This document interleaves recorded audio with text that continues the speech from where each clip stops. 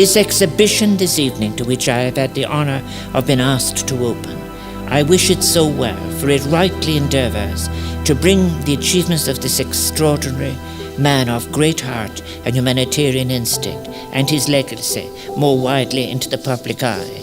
It was an excellent exhibition and a very important one here in Ireland. To see such a powerful, warm, strong Polish man who has helped the Irish people at one of their most desperate times during the famine.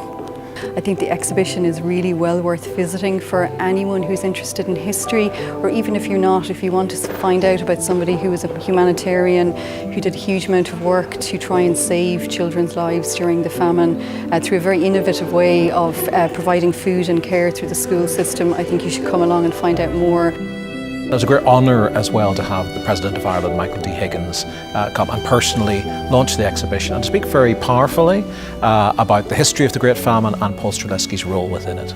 We hope that this exhibition will tour around the country and be read and engaged with by different communities, different constituencies across the island. I think it's wonderful to be able to tell a story about a Polish man in Ireland in the mid-19th century, when we now have such a large Polish population here.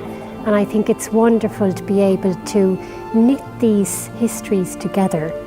It does Poland proud, and it's very important for our history. He was mentioned as a great explorer, but we've never heard about the famine story and his involvement in the Irish history, so that for us was quite a big surprise today.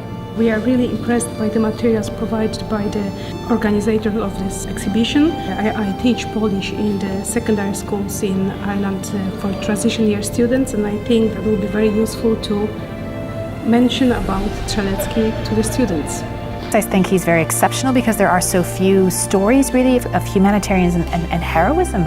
So he really stands out in that he's somewhat of a neglected figure. So what we're really hoping is this exhibition kind of brings him to greater public recognition and renown, even I suppose between historians themselves, but also more importantly perhaps the wider public.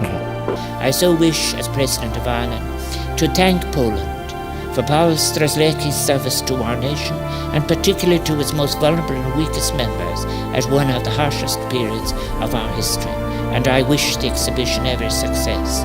Mille buíochas as many thanks.